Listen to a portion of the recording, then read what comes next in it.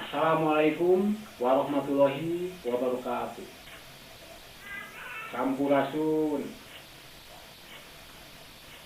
Perkenalkan, nama saya Warjita. Saya lahir di salah satu kampung di Tasikmalaya Selatan, yaitu Desa Sidakerta, Kecamatan Cibaduyut. Terlahir 58 tahun yang lalu. Pendidikan terakhir saya yaitu sarjana sejarah di salah satu universitas negeri di Bandung yang lulus pada tahun 1989 dengan pemerhati terhadap budaya, kemudian juga rajin atau senang ketika ada kegiatan-kegiatan kebudayaan. Hingga beberapa tahun kemudian saya pernah juga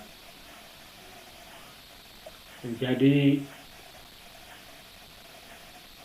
salah seorang yang menjabat masalah budaya di Kabupaten Garut ini. Hingga sekarang saya menjadi seorang pamong budaya media bidang sejarah itu sudah hampir 2 tahun. Pada kesempatan ini saya akan mencoba menjelaskan atau bercerita tentang aspek budaya yang ada di Kabupaten Garut yang berkaitan dengan cagar budaya, yaitu salah satu cagar budaya dari sekian cagar budaya yang ada di Kabupaten Garut yang berada di kewenangan atau wilayah kerja Balai Pelestarian Cagar Budaya Banten, yakni yang melakukan dengan situs cagar budaya Pasilungu.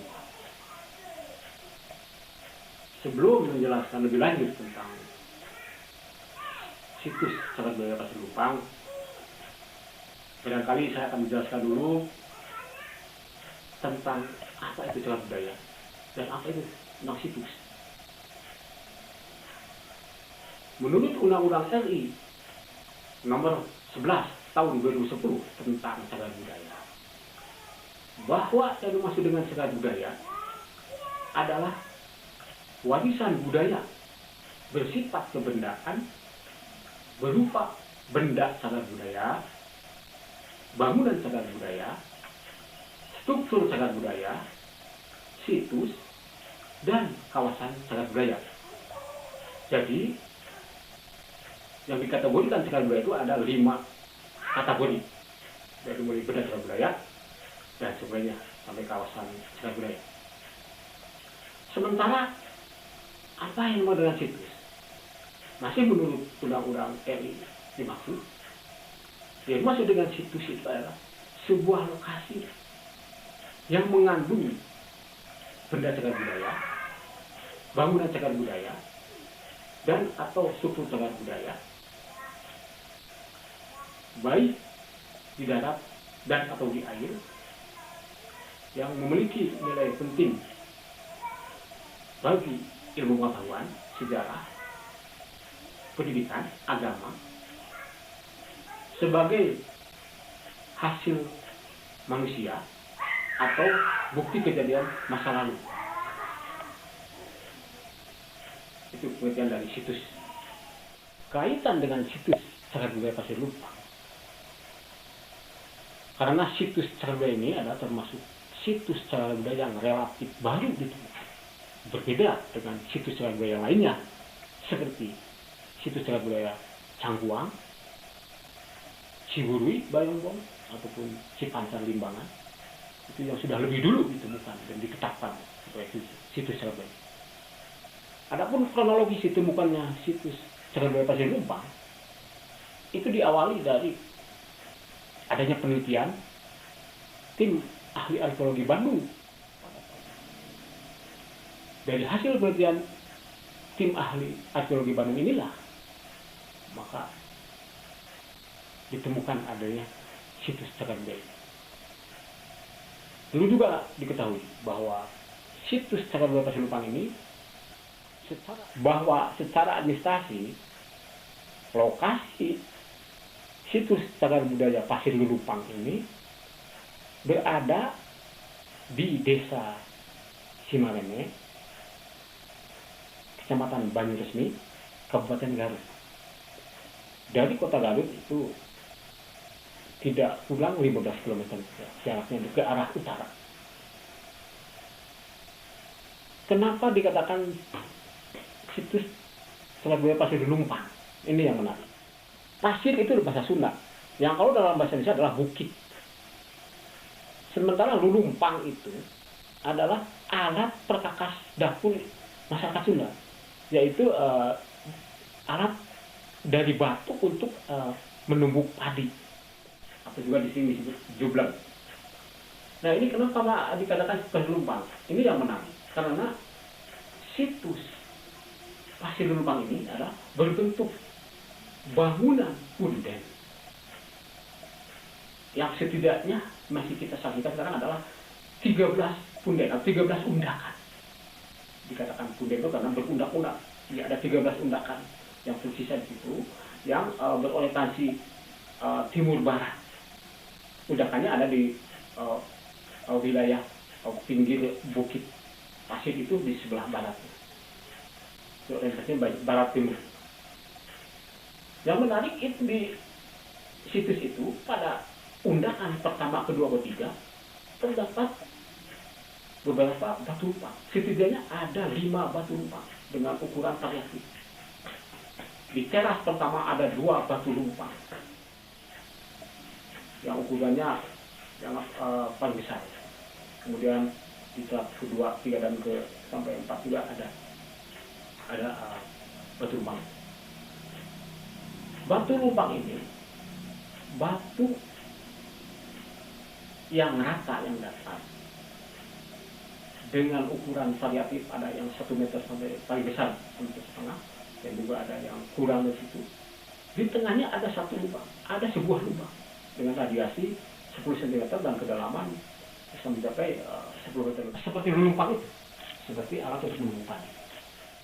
Situs Pasir Lumpang sebagai tradisi megaliti, artinya sebagai hasil budaya pada masa prasejarah, itu diperkirakan menurut ahli itu 2000 di masa Neolitik pada 2500. Sudah dijelaskan bahwa ahli bahwa sebagai tradisi megaliti, punden berundak itu fungsinya ada 3. Pertama, itu sebagai tempat penguburan jenazah. Biasanya ada juga ada kubur mati, batu kubur mati di punden itu. Kemudian fungsi kedua sebagai pemujaan, persembahan, gitu. Dan fungsi ketiga sebagai sidang, tempat sidang pada manusia sejarah. Kemudian bila kita lihat secara fisik yang ditemukan atau fitur-fitur yang ditemukan di situs Pasir Lumpang, selama ini memang tidak ada indikasi bahwa di situs itu terdapat pembunuh mati atau diindikasikan sebagai berfungsi sebagai tempat penguburan sampai saat ditemukan itu. Jadi tidak ada indikasi itu. Tetapi kalau disebutkan atau berfungsi sebagai tempat pemujaan atau persembahan, itu sangat mungkin sekali. Sangat mungkin sekali. Dengan adanya batu lumpang sebagai media untuk pemujaan arwah atau tetangga itu pada masyarakat pasir waktu itu. Maka dibuatkanlah batu lumpang itu. Itu dari aspek historis tentang situs sejarah budaya yang ada di Pasir Lumpang. Secara umum memang yang sering ditemukan bahwa bangunan punden ini jarang sekali ditemukan adanya batu lumpang. Di Jawa Barat saja itu hanya ada 2 bangunan punden yang di dalamnya terdapat batu lumpang, yaitu yang ada di situs Gunung Panang dan termasuk di Garut ini, situs lumpang di Garut ini. Yang menariknya di sini, para ahli itu sungguh begitu tertarik dengan temuan ini. Pada tahun 2004, setelah ada studi kelayakan dari Lembaga Purwakarta Nasional juga, yang waktu itu diprakarsai oleh Dinas Kebudayaan dan Pariwisata Provinsi Jawa Barat, dihasilkanlah hasil studi kelayakan bahwa situs Pasir Lumpang itu layak untuk dijual. Itu tahun 2004. Maka dengan demikian Pemkab Garut berkepentingan untuk memugar situs cagar budaya Pasir Lumpang, dimulai dengan dibebaskannya lahan itu dari kepemilikan Bapak OH hingga dilakukan penataan dan pemagaran untuk keamanan. Luas dari situs Pasir Lumpang yang dibebaskan kala itu tidak lebih dari 200 tumpah yang ada ditanami oleh berbagai tumbuhan, termasuk tumbuhan jati. Tetapi yang menurut tim ahli waktu itu, sebetulnya yang termasuk dari situs Pasir Lumpang itu tidak hanya 200. Mungkin kekuatan Pemkab Garut waktu itu, kekuatan anggaran untuk membebaskan lahannya di Tumbang. Nah, itulah sekilas tentang situs cagar budaya Pasir Lumpang yang kebetulan sampai sekarang, karena ini adalah wilayah termasuk kewenangan dari Balai Pelestarian Budaya Serang, maka balai inilah yang berhak untuk menentukan juru peliharanya. Sampai sekarang di situs Pasir Lumpang ini setidaknya ada 2 juru pelihara yang dengan setia merawat dan memelihara situs ini. Mereka berujung tombak dalam pelestarian cagar budaya, sehingga bisa untuk bagaimana situs ini tetap terjaga dan lestari hingga sekarang. Demikianlah sekilas atau apa yang saya jelaskan sesuai dengan kemampuan saya, juga pengetahuan yang saya miliki. Mudah-mudahan apa yang telah saya sampaikan ini cukup bermanfaat bagi hadirin sekalian atau siapapun yang sangat concern atau memperhatikan atau berkecimpung dalam masalah cagar budaya. Mudah-mudahan ini sangat membantu atau bisa menjadi referensi. Demikianlah, mohon maaf bila ada kekurangan. Billahi taufiq wal hidayah.